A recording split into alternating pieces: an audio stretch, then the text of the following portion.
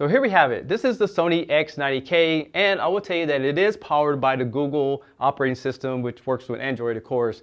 Now, you do have all your same features as any other Google branded television, like the search feature. You can also go into the settings over here in the corner, and you can customize it to meet your requirements, like your screensaver, your settings.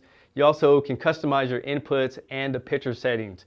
Now, taking a look at the back of the television, it has a unique textural pattern, plus it does have screw holes so you can mount it on the wall very easily. Now, even though they did remove the headphone jack, it is still loaded with features such as 2 USB inputs, your fiber optic output, 4 HDMIs, your Ethernet input, plus some service ports. And the great thing about this TV, it also has the new improved Atsc 3.0 tuner that's allow you to get 4K content when it's available in your area, free of course, with an antenna. Now, when it comes to the inputs, Sony televisions or Google TVs in general, you have to go in and change the signal format. So for example, if you have a 4K device connected to it, such as a Blu-ray player, gaming console, or something like that, you have to toggle it over to your enhance.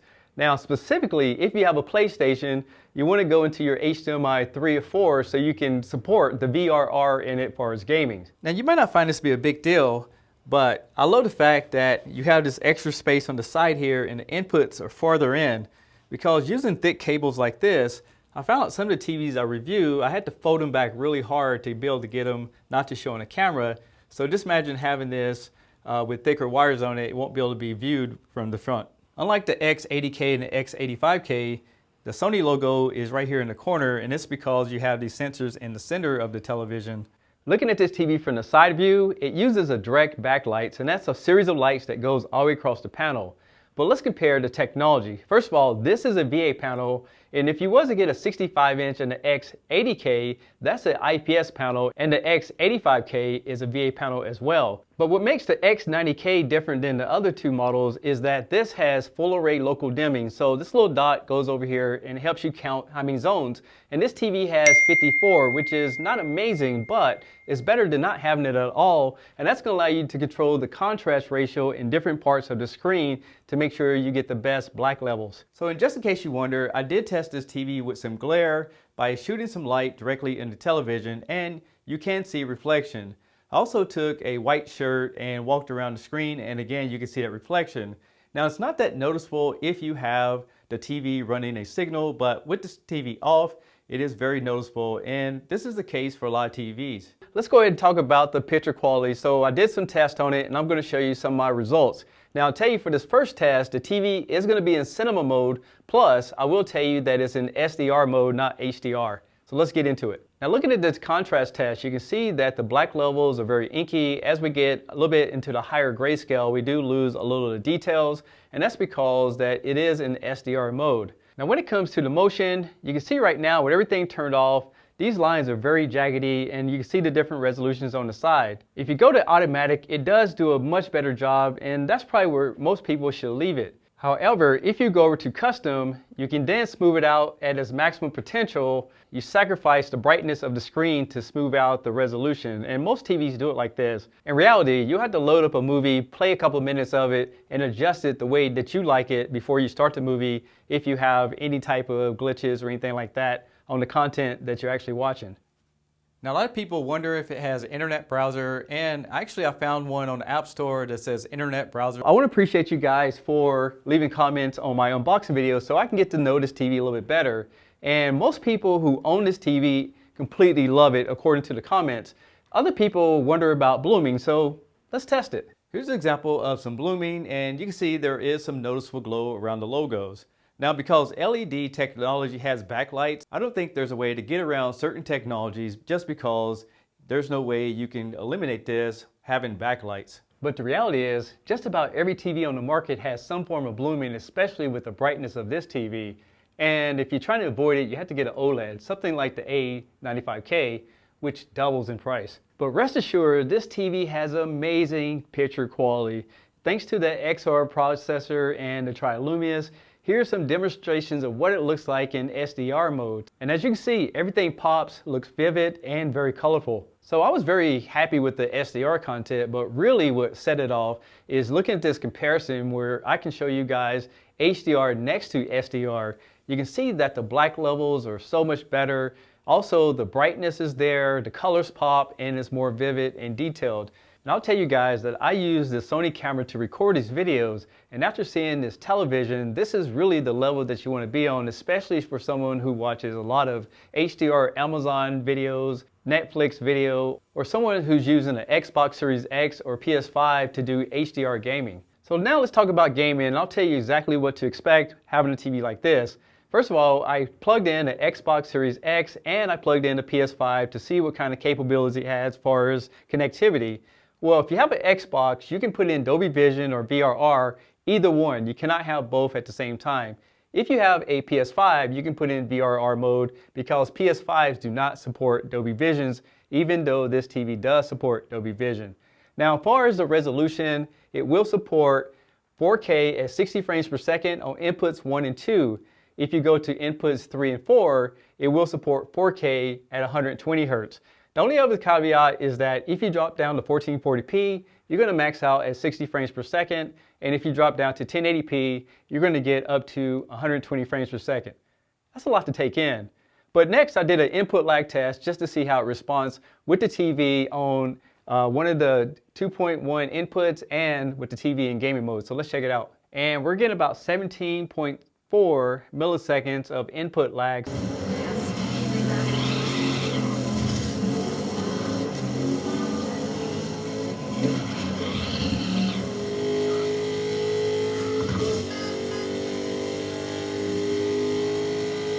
Now we're going to take a listen to the audio system, and I would say for TV speakers, not so bad, but I will tell you that I'm the type of person, I have a sound bar on all of my TVs, and I do prefer external audio system over TV speakers, but I think it's fair to at least let you take a listen to what it could sound like if you decided not to do that.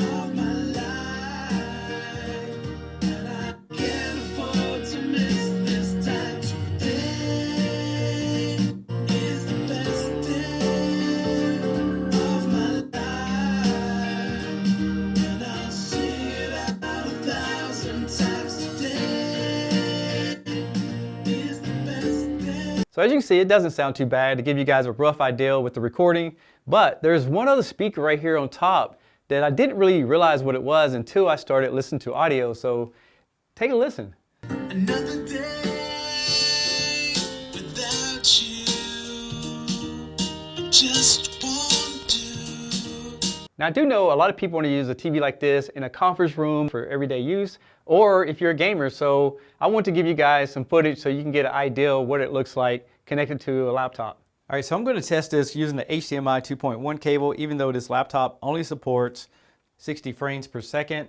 But when you plug in the laptop, you're going to get a pop-up on the screen. So once you get that set up, you just go and press on it, and then you'll go down here and select PC. And what it's going to do is it's going to optimize the computer to work with a TV set. Now this TV does support HDMI 2.1, but you'll need a video card that's compatible. So the most I can get out of this particular computer is 60 frames per second. And you can also see that it will support 4K at 60 frames. It's 8-bit and it does support the RGB as well.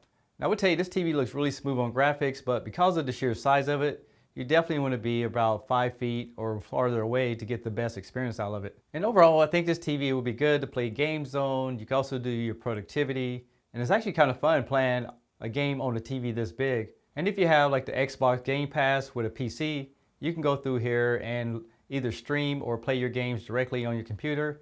Only thing is, I couldn't figure out a way to expand this without actually distorting the picture, but it'll be fine for just everyday use for the average person. Now, if you buy this TV and some of the functionality like the voice command is not working, all you need to do is just follow the instructions on the screen. You just want to hit the volume down and press the microphone button until it actually pairs, and it takes about 3 seconds. You'll get this screen right here and you're good to go. Another feature that people don't know about it is that you can use the voice control with this remote, but if you want to go hands-free, all you need to do is go through this menu, and then there's a little switch right here at the bottom of the TV that you can turn the microphone off and on. Just go through the prompts and get everything set up, and then you can start using it just by saying the voice command. Another thing I want to point out is that you can see indicator, but if you hit the switch, you can see that it changes to this orange light to let you know that the microphone is muted or unmuted. And there's all kind of little sensors down here, and this is to pick up the different light in the room. Now, a lot of people wonder if it has an internet browser, and actually I found one on the App Store that says Internet Browser for Sony TVs. And this is what it looks like if you guys want to check it out. It goes straight to the Sony website. You also have a voice command, you have bookmarks, and you have an option to put in the different websites that you visit often. Now, if you have an Apple device, you can use the AirPlay or the HomeKit settings. You just go here and press on your device, put in a number code that pops up on the screen, and then you can start enjoying your footage right from your device. You can even cast the unboxing video that I did on this television that's located in the playlist below. Now, I will tell you that this TV has a lot to offer. There's plenty of features that you can go through the menu. You can tweak out the picture settings. I showed you some of the audio settings. Plus, you can go in and maximize the gaming, sleep timers, you name it, with the Google operating system. But let's talk about some things that I feel that this TV has room for improvements. One of the cons I figured out is that this TV doesn't have any gaming mode options like you would find on an LG or a Samsung, and I think it's because of the Google operating system. Another thing I would change is definitely try to figure out a way to get rid of that enhanced mode switch, so just in case you set up your gaming console, you're not have to go back into the system and make adjustments. Another thing that I would improve upon is that I would have all the HDMIs to be 2.1 instead of having two of them that are 60 Hertz, just in case someone has two gaming consoles and an eARC soundbar. And the last thing that I would fix on this particular model is that I wish you had a lit remote control, but you get the remote control just like you get on an X80K and the X85K. With that being said, let's talk about the key things that makes this TV really good. The pros about this TV is that Sony is known to have a beautiful picture and they don't let you down on this TV. I also like the fact that not only has a good audio system, but it has those additional speakers in it to create a surround sound effect. And if you're an Apple user like myself, not only do I like the fact that it has Apple AirPlay, but that HomeKit is going to allow me to connect it to my system and control it with Siri. You have the IMAX picture profile, and I like the fact that Sony has an easy to use navigation, especially layered on top of the Google operating system. Now, just in case you wonder, all Google TVs use Chromecast, so if you pull up like a YouTube app, you can shoot that directly through the television as long as you're on the same Wi-Fi. And I haven't tested features like Wi-Fi Direct, see if you can take your phone and run it over to it, but I do know that you can set it up with your phone, you can add it to your Google Home Assistants, and then you can control lights in your house, what have you, directly from the remote control or the hand-free voice commands. I'm Tech Steve, thanks a lot for watching, and I'll catch you guys on the next one.